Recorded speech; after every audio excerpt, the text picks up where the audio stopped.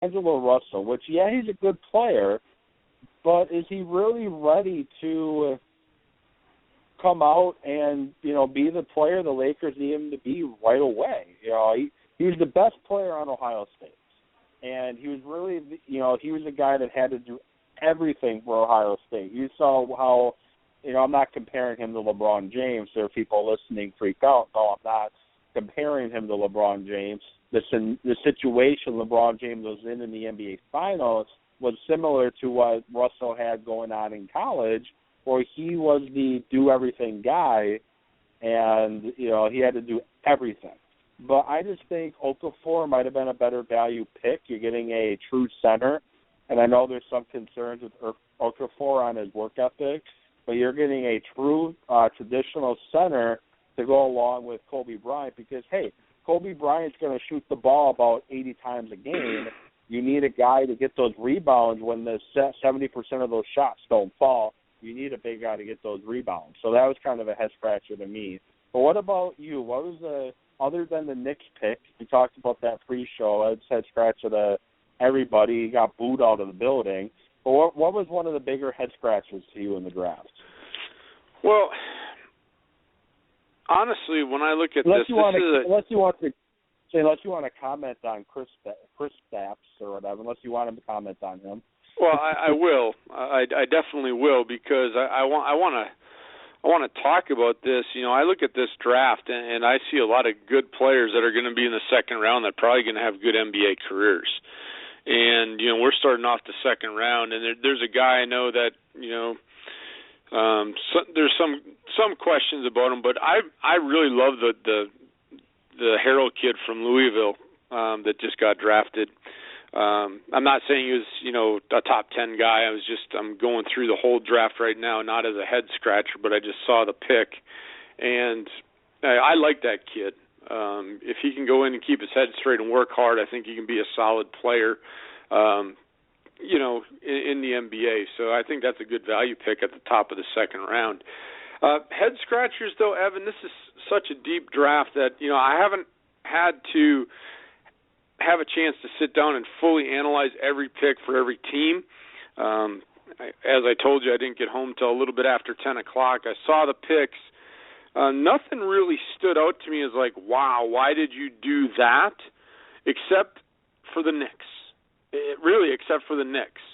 Like you said, the Russell pick to me, I can kind of maybe understand where they're going here with Kobe Bryant late in his career, injuries, and they're trying to replace a great player with a future great player in Russell. And, a lot of people are saying he's, a very good player, and maybe they thought that there wasn't going to be another one like him coming out anytime soon. So they wanted to get a score for a score and decided to pass on Okafor. I look at it, maybe that was their thinking.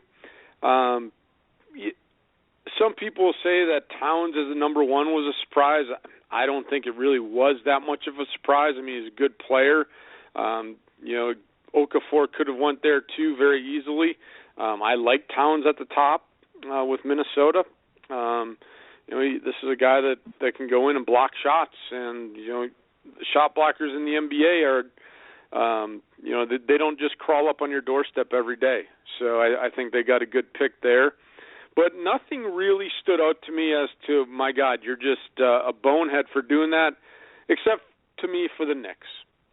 And then you go down, and that kind of started the foreign drafts. You got Hazanga going next at 5, and then you got Moutier at 7. I think it kind of started something. I've never been big, Evan, on foreign players in the NBA draft. And maybe it's because sometimes they don't come over right away. Sometimes they're not truly developed. Sometimes they're not playing against the same competition. Now, that's not all of them, and I understand that. I'm just not big on the foreign players coming into the draft, especially high in the draft. If you're going to take them later in the first round, sure. But, I mean, when you have a top 10 pick, like you said, Evan, these guys are expected to come in and get on the court. And I look at this pick going, okay, Look at all these guys that you just left on the board. I don't mean to cut you off. I don't know if you have ESPN now. No, I'm done. They show this guy's suit again from Syracuse. Take a look at this guy's suit. I want to know what the hell he's wearing. But Moutier, though, like you brought him up, he's not your traditional foreign player per se. He after graduating from high school, he went the Brandon Jennings route rather than play in college for a year, then go pro. He went to China, pretty much the same thing that Brandon Jennings did. But I get what you're saying. A lot of the foreign guys aren't ready to play right away. So a guy like Kristaps Porzingis, you're a guy, you're expecting him to probably contribute down the road, not right away. And the Knicks are a rebuilding team, so I guess, But I know Knicks fans weren't very happy. But, Okafor to the Sixers kind of made me wonder because I think maybe the third draft in a row, the Sixers have selected a center. Because they have last year's pick from Kansas. His name escapes me at the moment. They have Noel from Kentucky a couple years ago. And now Embiid, they got another center. Not to interrupt. Embiid is the guy that you're thinking of. Yeah. Didn't mean to interrupt. But just a lot of center. So I guess, and that's, thank you for that. I couldn't remember his name, so thank you. You helped me not sound like a complete fool on the show, so I appreciate that. But I think a team that probably got one of the steals of the first round is the Miami Heat getting the Pinky, Justice Winslow. As much as, I can't stand Duke and can't stand Winslow, Winslow's a good player. He's a guy that brings it every single play. He's a hard worker. He's a guy that never quits. And another guy is Devin Booker from the Kentucky who got drafted by Phoenix. I'm a big fan of Booker. I think he brings a really good style play to the NBA. I think he's going to flourish in the NBA. But I know you haven't really gotten a chance to analyze the draft too much, but what are your thoughts on Winslow and being probably the steal of the draft? And if not him, is there someone else that you're just saying, wow, that was a great draft pick? Yeah, I got one. I got one that I really like, and I'll get to him. But I want to touch on the Winslow pick first.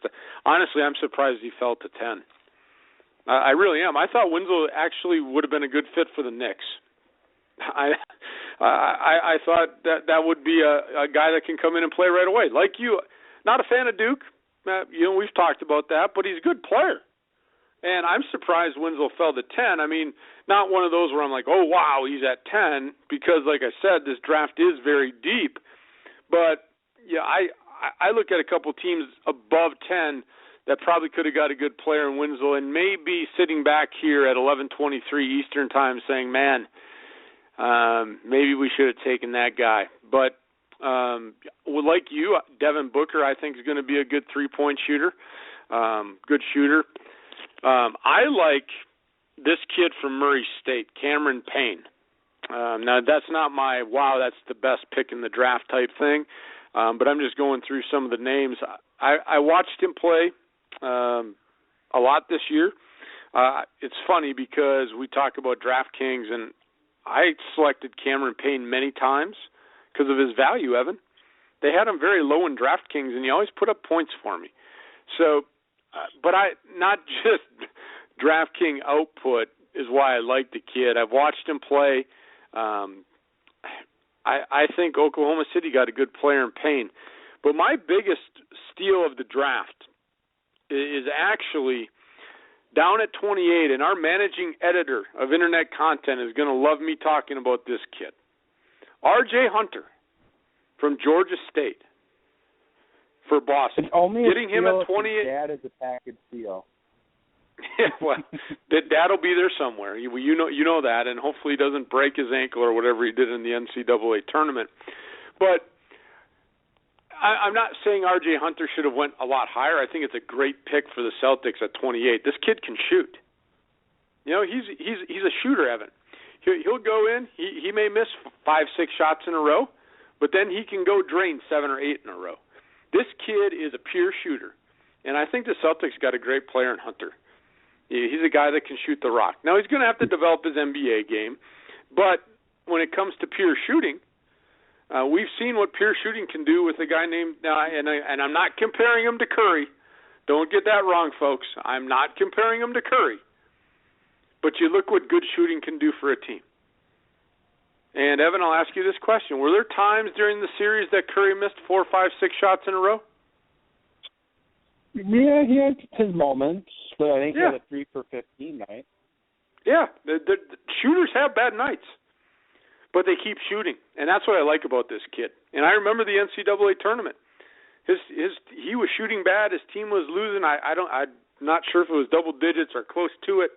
He just kept shooting because he said to himself, "Eventually, I'm going to get out of this," and he did at the end of the game. And I think he scored like 18 points in 4 minutes because the kid can shoot. So I look at the first round and I looked at all the picks, and like I said, very deep draft, and I haven't had a chance to analyze every team, but the one that stood out to me was Hunter to the Celtics at 28. I think they got a great pick. What about you? Any other ones? I know you threw a couple out there already. What are your thoughts on Hunter? That was a great pick by the Celtics. You know, Hunter's he's a lengthy guard, 6'7", I believe. He's a guy that can shoot the lights out if he gets hot. You know, he brings good leadership too. You know, he was the captain of that Georgia State team, and you know, he brings very good leadership, and I think that was a good pickup.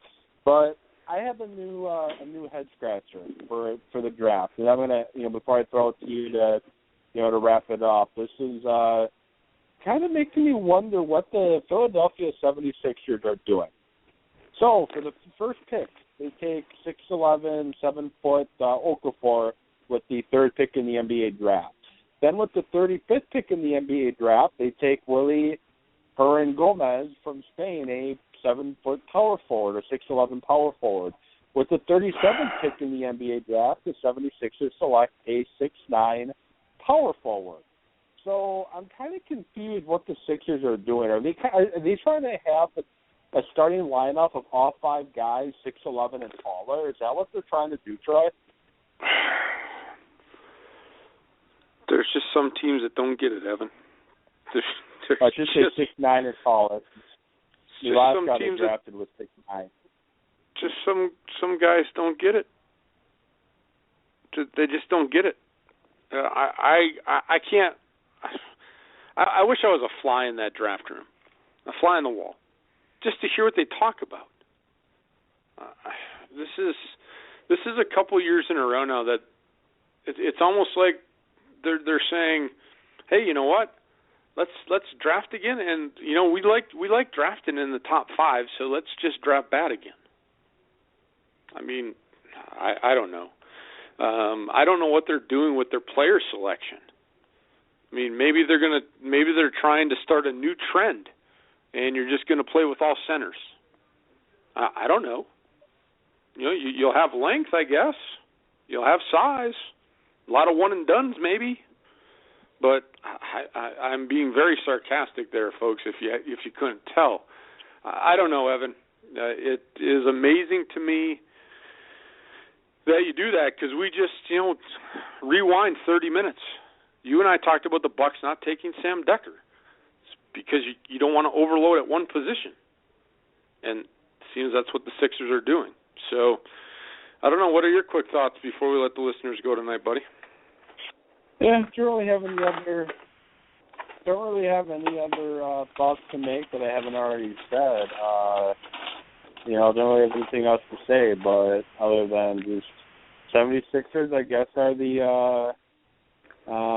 they're the worst team in basketball for a reason. I guess that's what I'll say. Well, they don't have to worry about injuries at center. If they ever get a center injured, they'll be fine. They'll be fine up front. But, I think what we'll do tomorrow night is we'll switch back to baseball, if you're okay with that, buddy. How about that? Yeah, it's fine with me, since I brought up a potential topic with you yesterday. I think that's why you're asking if it's okay with me, because I was asking about, talking about the pretenders and contenders for the teams that are in the playoff hunt right now. Which team has what it takes to make a push into the playoffs, and which teams are just pretending to be playoff contenders. So, should be a fun conversation, huh? Yeah, and you took my lead perfectly. That's exactly why I asked you that.